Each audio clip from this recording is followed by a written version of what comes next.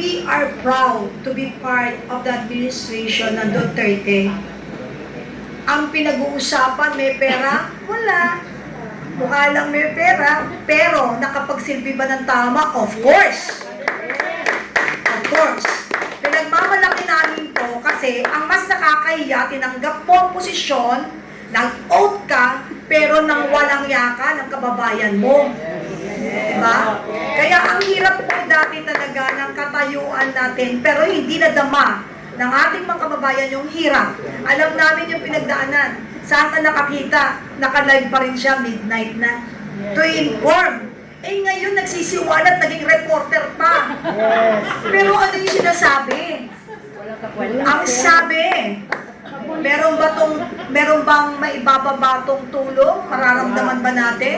Wala. Sa totoo lang, sabi ko nga lagi, araw-araw sa lahat ng episode, ngayon nangyayari yung salitang kalye, pinangakuan ka na, gusto mo pang matupad ang spoiled brat mo naman. Diba? Pero dito sa Kapihan, lahat ng maririnig nyo, lahat ng ilalatag namin, ito'y totoong kwento ng may kwenta. Hindi itong kwentong barbero na pagkatapos gupitan, para hindi makita uka-uka yung gupit, dinadaan ka sa kwento, nililis pa tayo sa katotohanan, ay hindi natin dapat tupayagan. Dahil tandaan nyo, ang Pilipino ay hindi tanga, ang Pilipino ay hindi bobo, ang Pilipino ay hindi uto-uto.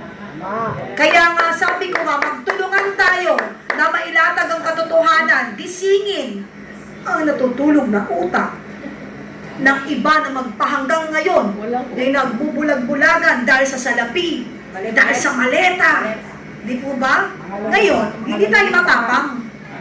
Manindigan ka sa katotohanan, hindi ka dapat maging matapang sa kasinungalingan at nagpapatuloy na nagtatapang-tapangan para mapagtakpan ang katotohanan. Di po ba? So ngayon, moving forward, tapos na po tayo, no? Meron pa pong idudugtong ang ating pong karab. Kasi po si Sir Rab, kung makikita ninyo, sabi ko, Sir Rab, ingat ka, pinag-iinitan ka na. Naka-bulletproof ka ba?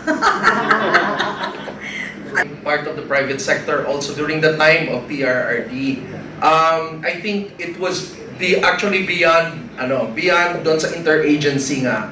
Kasi nga parang in-extend nila na entire ecosystem were actually involved. So there were so many players na mga volunteers. So I remember I also volunteered, but this was in Davao City, and I volunteered for 2 initiatives. The first initiative was yung tinatawag na innovation ecosystem doon sa Davao City to make sure na nag-i-innovate yung mga businesses and also we create new products.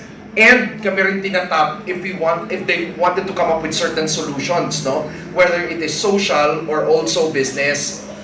The other one, we were also involved in terms of making sure na yung mga batang hindi nag-aaral, yung mga out-of-school youth, eventually ma-integrate sila doon sa mga eskwelahan, but also at the same time, kung hindi ayaw man nila, mabigyan sila ng pagkakataon na magnegosyo.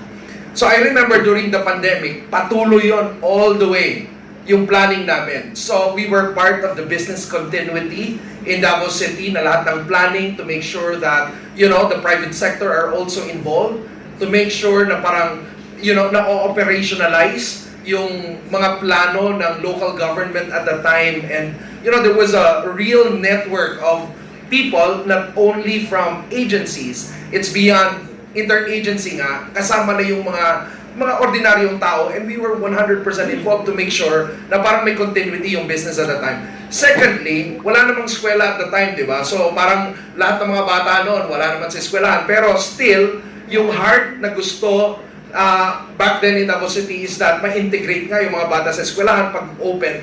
I remember even during the pandemic, may mga meetings kami, ang lalayo lang namin. Kasi may mga hotels noon na parang they volunteered yung hotel nila na parang kung magmi-meeting tayo, nandito ako, tapos mga 3 meters apart kasi hindi pa ganun ka-informed na okay lang pala yung 1 meter and all 3 meters apart yung kausap mo. So ang laki-laki yung mga malalaking hotels talaga, tapos doon kami nagmi-meeting at the time. Just so that eventually magkaroon kami ng solusyon na pag ito natapos na itong pandemic, yung mga out-of-school youth may integrate namin doon sa mga eskwelahan or magkakaroon sila ng hanap buhay. So yun yung brand of leadership, no? Back in the time of PRD. Ang ibig ko lang sabihin is that kung titingnan mo, whether within the government and also the people are so inspired because certainly it was a people-centered kind of governance na ang nasa puso at isipan ng bawat isang naninilbihan ay para talaga sa taong bayan. Unlike, ako lang, observation ko lang to. Unlike today kasi for you to be sincerely governing na nasa puso at isipan mo yung taong bayan, dalawang bagay ang dapat mawala. Number one, you should not treat the government as business. But by observation, ang nangyayari ngayon, yung mga projects, doon tayo sa mga projects na pwedeng kumita, na hindi halata kung mangungupit ka, na hindi halata kung magko-corruption ka. Yun ang lumalaking mga projects at mga initiatives, tama? Yun ang mga programang lumalaki ngayon. So dapat, mawala talaga yun sa isipan ng mga public servants natin na hindi negosyo ang pinasok nila magserbisyo sa taong bayan. Pangalawa, hindi rin magkakaroon ng tunay na malasakit ang pagsiservisyo sa taong bayan kung nandyan pa rin yung politika. Now, I know kasama ang politika dyan sa governance, but if it becomes center stage ng governance mo, everything becomes performative, everything becomes theater, and at this point in time, ang problema kasi, totoo lang, no, sa politika, malakas pa rin ang Duterte eh. Nobody can deny that, right? Kahit anong gawin mo, hindi mo magagaya yung mga kagaya ninyong mga vloggers na nagvo-volunteer, hindi naman kayo binabayaran. Pero pag sinabing suportahan natin ang kausa ng dating Pangulong Duterte, dumadating tayo. Tama ba?